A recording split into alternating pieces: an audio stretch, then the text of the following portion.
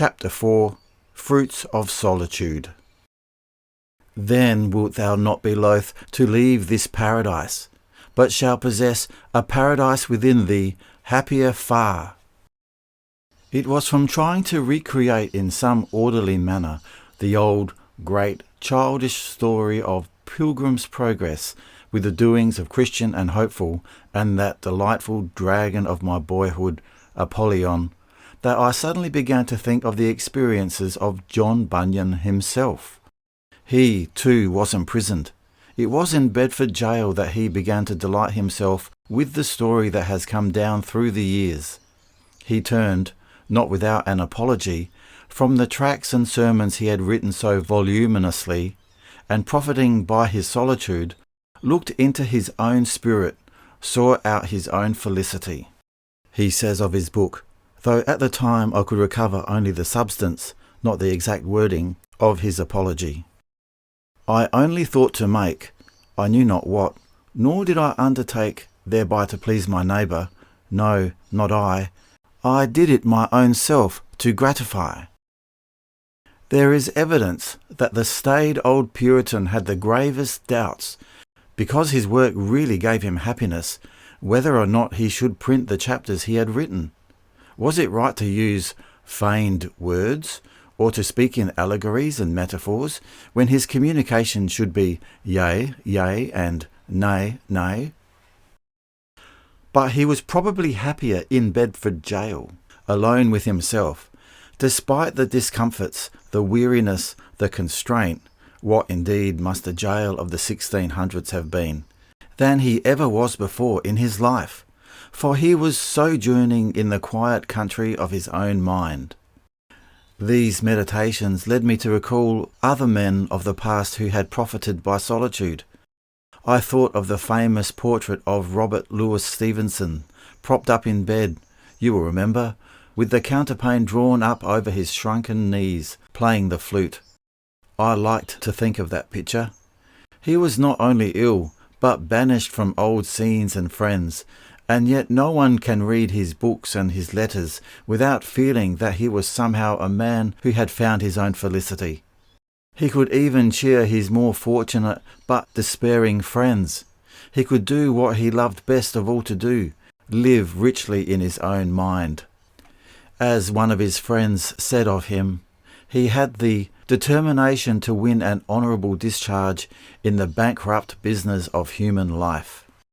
With that, I began to reflect that so many men have owed their lasting contributions to the wealth of the race to some unhappy adventure of health or of misfortune, some catastrophe of imprisonment or banishment, wherein, having mastered their own spirits, they were at length able to give a complete life. I think it was in prison that Cervantes wrote Don Quixote, and Paul addressed some of his letters from Roman jails. Old Chinese poetry, released to us now by Arthur Waley and others, was often written while the authors were in banishment. It is a pity that the fashion of putting poets and prophets in jail should have waned. We might now be producing masterpieces. A book I have included for many years upon my most intimate shelf is one that is all too little known. It is called Some Fruits of Solitude, and was written by William Penn, the Quaker, during the time that he was banished from the court.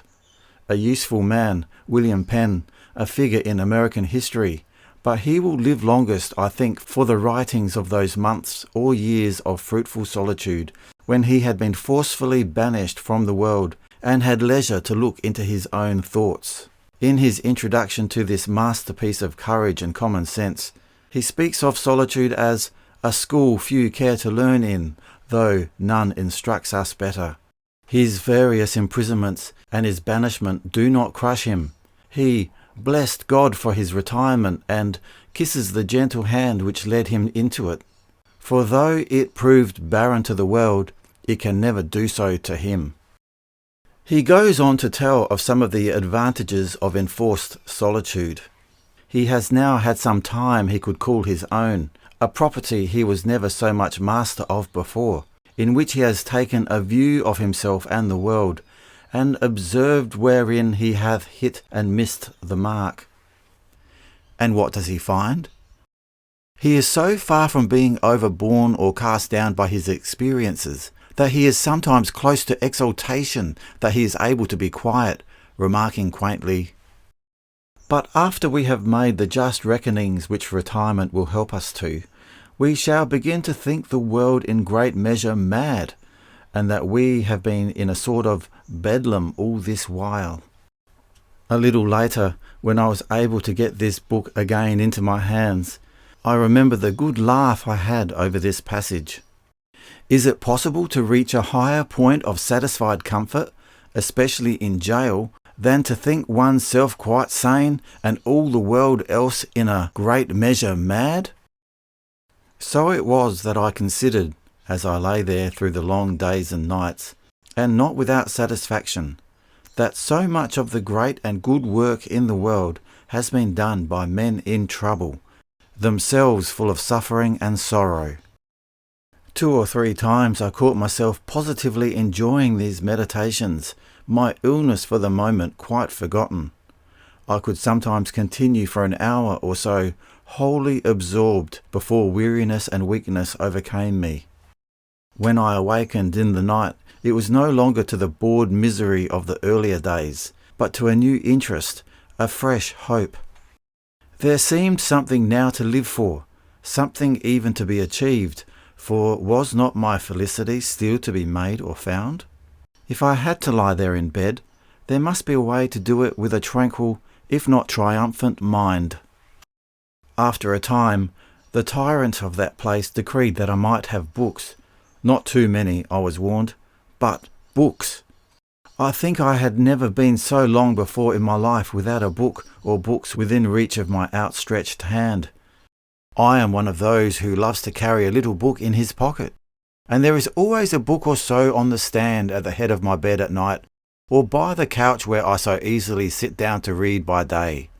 It was a great moment for me, then, when I could look forward to having a favourite book in my hand. I am, I said to myself, like the man condemned to live on a lonely isle, with only 2 or 5 or 10 books to comfort him. What a difficult but beautiful time he would have in selecting them. I began at once, and with a pleasure I cannot describe, to think what books I should send for. No books by sickly men, no books by little whining men, no invented books. Such vast libraries there were I did not want.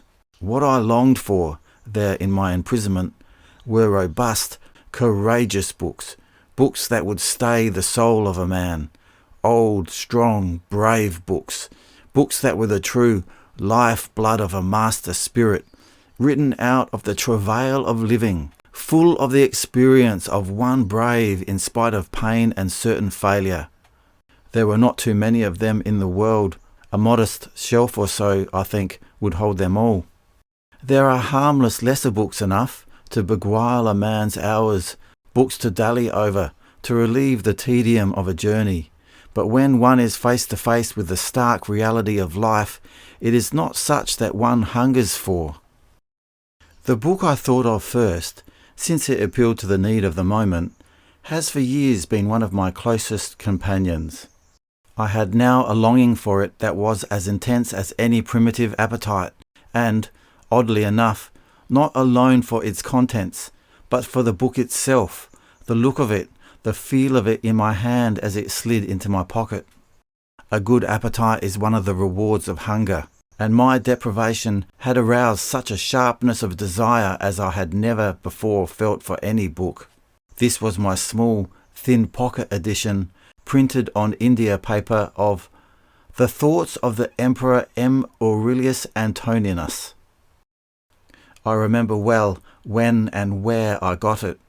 It was in the year 1902, at a bookshop in Charing Cross Road in London, a long time ago. I had never read it before that time, but extracts or aphorisms, cast out as the skilled angler casts a fly, upon the wide and turbulent waters of the daily press, or in the quieter pools of books or magazines, I had sometimes snapped at, since they seemed food agreeable to my taste. One or two such passages lay warm in my mind and had stayed me in times of perplexity. Live as on a mountain. If any man has done wrong, the harm is his own, but, perhaps, he has not done wrong. Dost thou wish to be praised by a man who curses himself thrice every hour? It was a charming small book bound in dark red cloth with the name Marcus Aurelius Antoninus in gilded Roman letters on the cover. It cost me, as I remember, 3 shillings, as good a value for the money as ever I had of a purchase. It contained an essay on the life and philosophy of the noble emperor by George Long, who was also the translator of the text. Other books for other needs or other moods, but no book I know contains more powerfully set forth the philosophy of endurance. It is a great and beautiful thing to enjoy life, and I, in my time, have had much enjoyment of life. It is still a greater thing to endure life. Endure it not fiercely, not grievously, but with equanimity. This small book, written while the emperor was far away from Rome, in a kind of kingly slavery to his responsibilities, fighting the wild quaddy, I have read when hard pressed with labour, when I was hurt or sad or ill or lonely. It served well, a pocket companion, in the miserable months I spent in Europe during the Great War.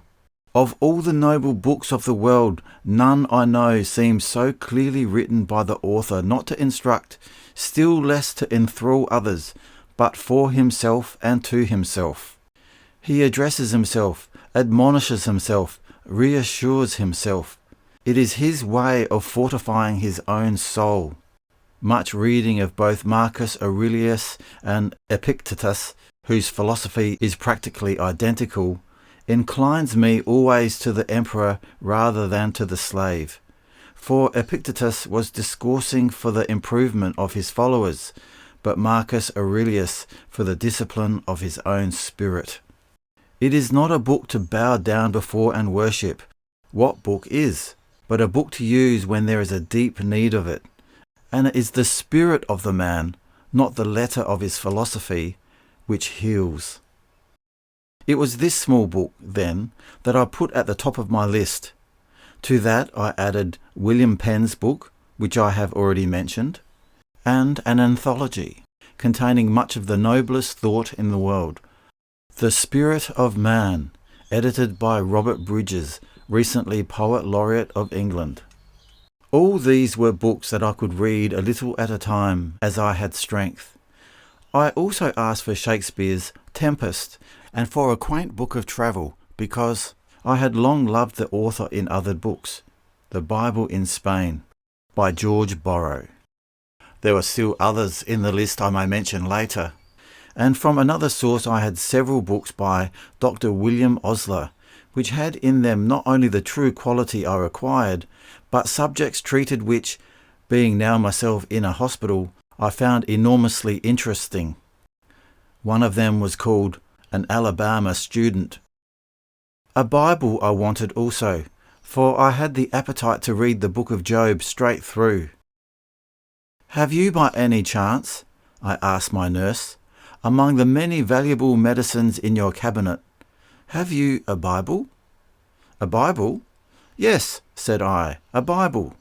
So she bought me next morning her own Bible, and in the days following, slowly, I read the book of Job and some of the Psalms and certain chapters of Isaiah and Ecclesiastes and the first book of the Corinthians.